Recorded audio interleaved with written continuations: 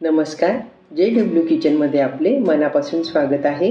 आज आपण अधिक महिना निमित्त कुरकुरीत जाळीदार अनारसे बनवण्यासाठी लागणारे पीठ कसे तयार करायचे ते बघणार आहोत. त्यासाठी लागणारं साहित्य याप्रमाणे आहे. येथे मी पाव किलो म्हणजेच 250 ग्रॅम मोठी कोळपी तांदूळ गाळून निवडून घेतला आहे. अनारसे करण्यासाठी तांदूळ जुनाच घ्यावा. ज्या तांदळाचा भात खिचडी मोकळी होते असाच तांदूळ घ्यावा, त्यामुळे अनारसे जाळीदार होतात. प्रथम आपण तांदूळ पाण्याने स्वच्छ धुवून घेऊ.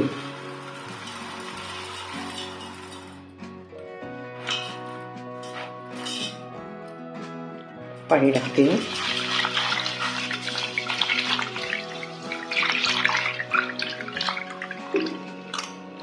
तांदूळ असा चोळून धुवून घेऊ. आपण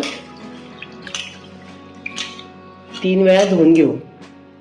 तांदूळ 3 वेळा पाण्याने स्वच्छ धुवून झाले आहे. आता चौथ्यांदा मी पाण्यात टाकते.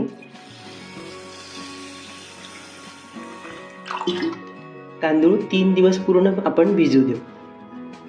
तांदळातील पाणी रोज सकाळी बदलून घ्यायचे. असे आपण 3 दिवस करणार आहोत.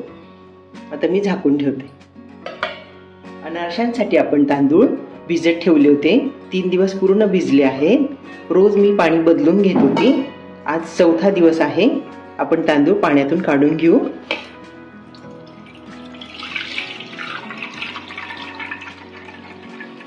तांदूळ छान भिजले आहेत. हे पाणी आपण झाडांना टाकू शकतो. तांदळात मी नवीन पाणी टाकून जरा हलवून घेते, म्हणजे आंबट वास असा निघून जातो. अलगदच हलवायचे, असे जास्त चोळायचे नाही. छान भिजले तांदूळ मस्तच. आता मी एका भांड्यावर चाळणी ठेवून तांदूळ काढून घेते.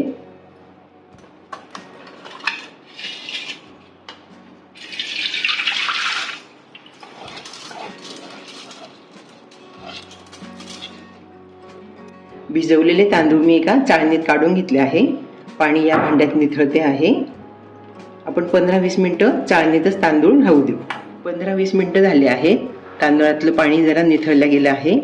इथे मी एक सुती कापड घेतले आहे. पांढरच घेतले मी. रंगीत घेतलं ना ते रंग लागायची भीती असते. तांदूळ मी आता ह्या सुती कपड्यावर टाकून घेते आहे.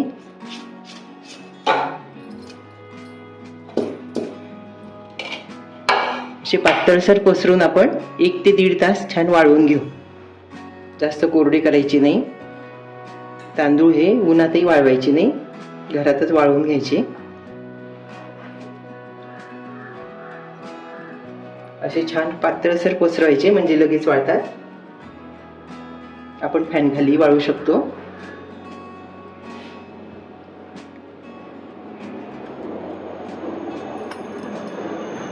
एक 1.5 तास आपण आता हे वाळवून घेऊ. 1 तासापूर्वी आपण तांदूळ सुती कापडावर वाळत टाकले होते. तांदूळ चांगले वाळले आहेत. वरतून वाळलेले पण आतमध्ये असे थंडावा आहे. आता आपण हे तांदूळ गोळा करून मिक्सरमध्ये वाटून घेऊ. कापडावरचे तांदूळ मी भांड्यात काढून घेतले आहे. येथे मी मिक्सरचे छोटे भांडे घेतले आहे. त्यात तांदूळ टाकून घेते आहे.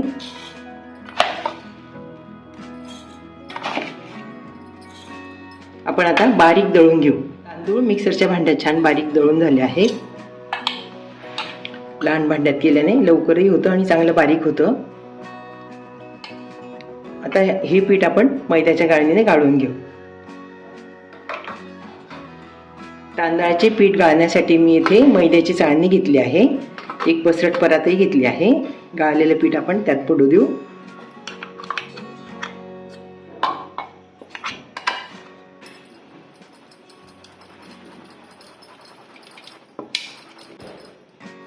असं बारीक पीठ पडतंय छान. तांदळाचे पीठ मैद्याच्या गाळणीने गाळून झाले आहे. छान बारीक पीठ आले मस्त.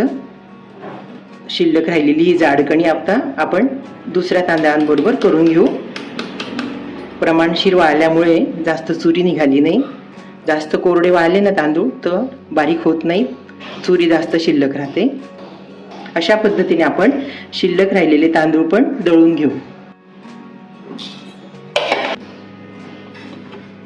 अशा पद्धतीने सगळे तांदूळ मी मिक्सरच्या भांड्यात बारीक दळून घेतले, गाळून पण घेतले आहे. एवढी कणी उरली आहे, हे आपण थालीपीठ दशम्यांमध्ये वापरू शकतो. आपण गुळाचे अनारसे करणार आहोत, त्यासाठी मी इथे गुळ सुरीने चिरून घेतला आहे. आता आपण हे तांदळाचे पीठ मोजून बघू. तांदळाचे पीठ मोजण्यासाठी मी आपली नेहमीची भाजीची वाटी घेतली आहे. त्यात मी आता पीठ टाकून बघते.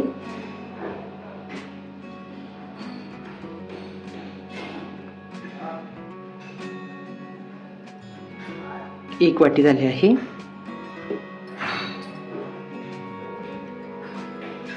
दुसरी वाटी झाली आहे. बरोबर 3 वाट्या पीठ आलं आहे.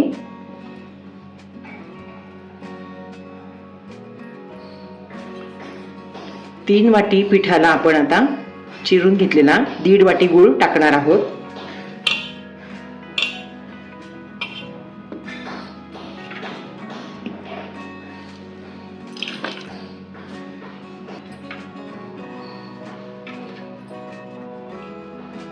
एक वाटी गूळ आहे.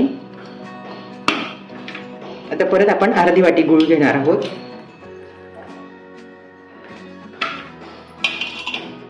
बरोबर अर्धी वाटी आहे. एकूण 1.5 वाटी गूळ झाला आहे. इथे मी पिठात आता तेल टाकून घेते आहे. गोडे तेल आहे, कच्चच घेते आहे. 1.5 चमचा तेल टाकून घेते आहे.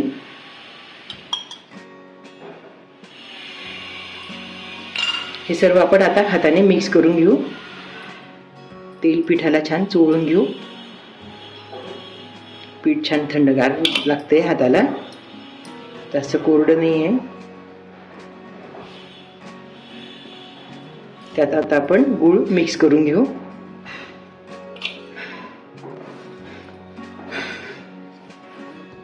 गूळ व तांदळाचे पीठ छान मिक्स करून आपण डब्यात भरून घेऊ.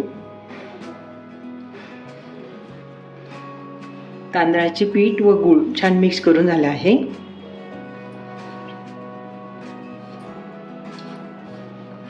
आपण आता ह्या मिश्रणाचे असे लाडू करून ठेवू.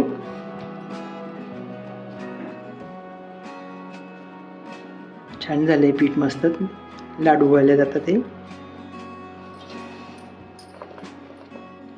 गूळ व तांदळाचे पीठ छान मिक्स करून झाले आहे. अशा प्रकारे असे घट्ट लाडू वळून झाले आहेत. आता आपण हे पीठ मुरण्यासाठी डब्यात ठेवून देऊ. 4 ते 5 दिवस आपण हे पीठ मुरू देऊ. अनारसे करताना या पिठाला थोडे दूध किंवा दही लावून आपण मळून अनारसे करू शकतो. 4-5 दिवसापूर्वी आपण अनारशांसाठी लागणारे पीठ तयार करून घेतले होते. आता आपण बघून घेऊ. पीठ छान मुरले आहे. आपण आता याचे अनारसे बनवून घेऊ. अनारशांसाठी पीठ आपण आता मळून घेऊ. पीठ छान मुरले, जरा पाणी पण सुटले त्याला. जरा कोरडं वाटलं तर आपण थोडंसं मवाळ दही लावून घेऊ. पीठ छान असं रगडून मळून घ्यायचं. अनारशांचा गोळा मी असा हाताने मोडून घेतला आहे. पीठ तसे मऊ आहे, पण आपल्याला अनारसे थापायचे आहेत.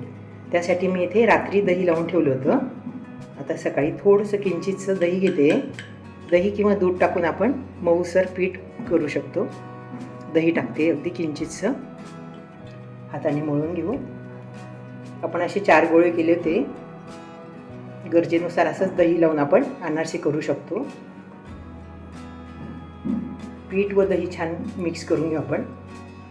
पीठ छान मळून झाले आहे. आता आपण खसखस लावून अनारसे थापवून घेऊ. मी गॅसवर कढई ठेवत आहे. कढईत मी अनारसे तळण्यासाठी घरचं साजूक तूप टाकत आहे. तुपातले अनारसे खूप छान लागतात. आपल्याला तेलातले आवडत असतील तर तेलातही तळू शकतो आपण. तूप तापत आहे तोपर्यंत आपण आता छान अनारसे थापवून घेऊ. गोळा केला आहे. मी एका वाटीत खसखस घेतली आहे. त्यावर आपण आता अनारसा थापवून घेऊ.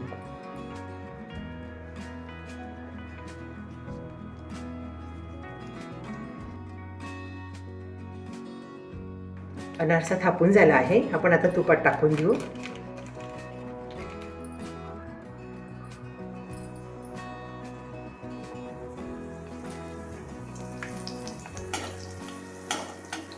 कमी आचेवर आपण आता अनारसा तळून घेऊ. ते तूप ना असे उडवत राहायचे म्हणजे छान जाळी येते काठोकाठ.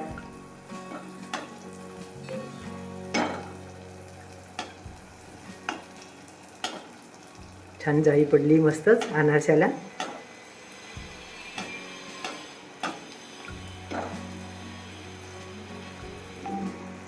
तूप चांगले तापलेलेच असावे. कमी तापलेल्या तुपामध्ये अनारसा विरघळतो.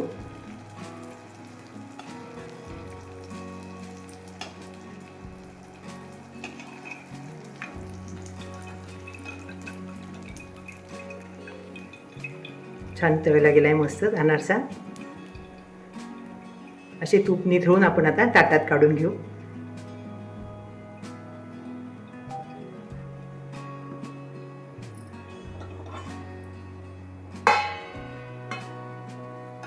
नंतर चाळणीत ठेवून देऊ आपण. आता मी दुसराही अनारसा थापून घेते आहे.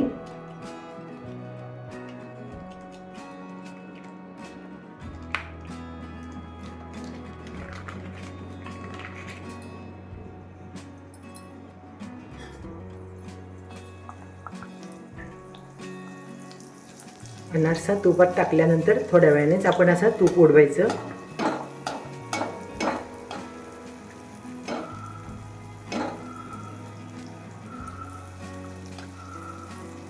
दुसराही अनारसा आपला छान जाळीदार झाला आहे. अशा पद्धतीने आपण सर्व पिठाचे अनारसे थापून व तळून घेऊ.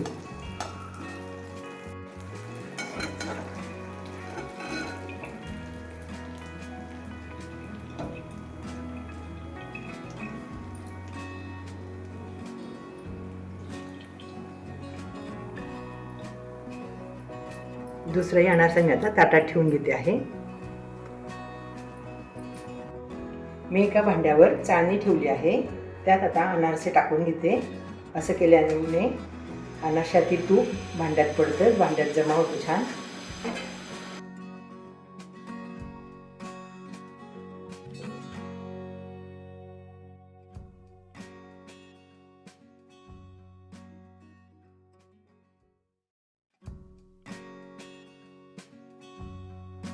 कुरकुरीत व जाळीदार अनारसे तळून झाले आहेत.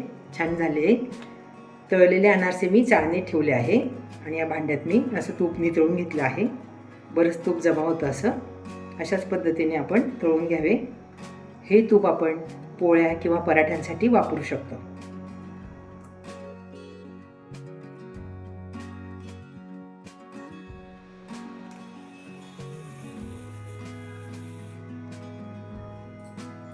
अधिक मास स्पेशल असे अनारसे बनवून झाले आहेत. अशा पद्धतीने आपण अनारसे दिवाळीसाठी किंवा गौरी गणपतीसाठी बनवू शकतो. हा व्हिडिओ बघितल्याबद्दल धन्यवाद.